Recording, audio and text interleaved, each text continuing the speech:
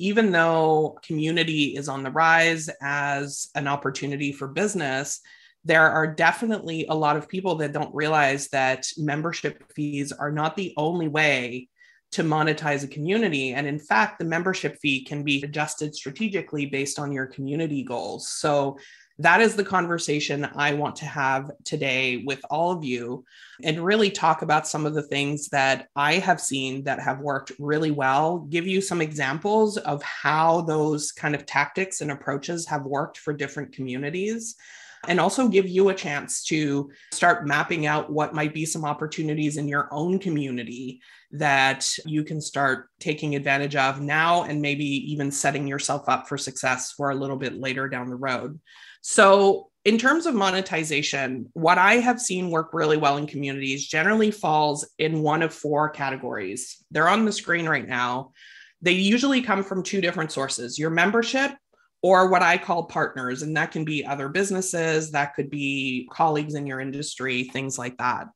And in those two categories of like revenue sources, there are really two tracks. One is recurring revenue, which a lot of us are after and makes for stability and makes a lot of things a lot easier. But there's also a lot of really good ad hoc opportunities that can happen where it's either a one-time fee or a la carte service or whatever else. So the first category of revenue opportunity, you guys are very familiar with. That's the member recurring revenue, usually in the form of standard membership fee, premium tiers, if you thought about those.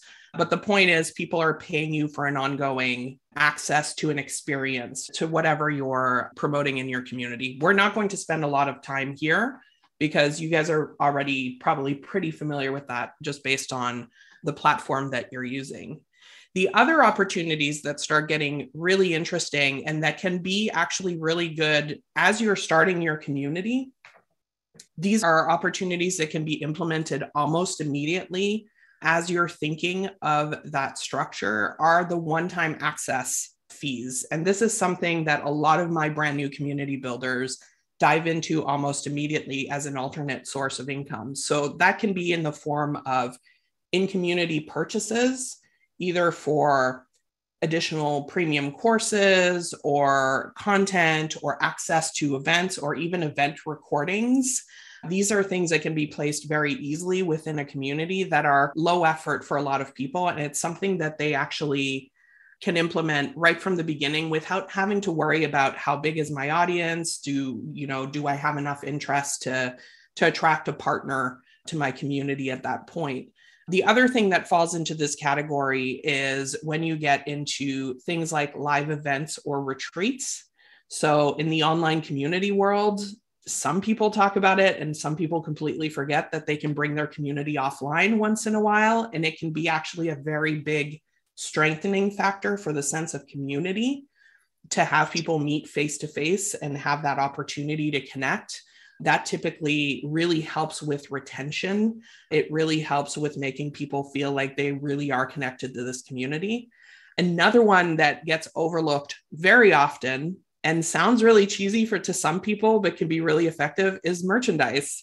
So once you have that sense of community, and this one is a bit of a later stage strategy, but once you have people who feel very tied to the community, there's a culture that develops around that, right? There's sayings that some people say over and over again in the community. There's taglines, there's all kinds of things.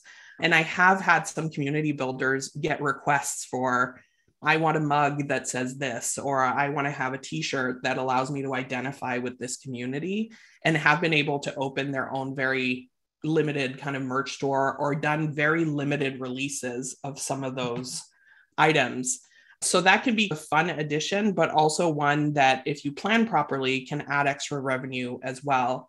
And the last category, not for every community, but generally for communities that are built around a cause of some kind, donations or crowdfunding can be another really big source of revenue. So these are for people who are maybe launching some initiatives, again, very usually useful in the social cause space.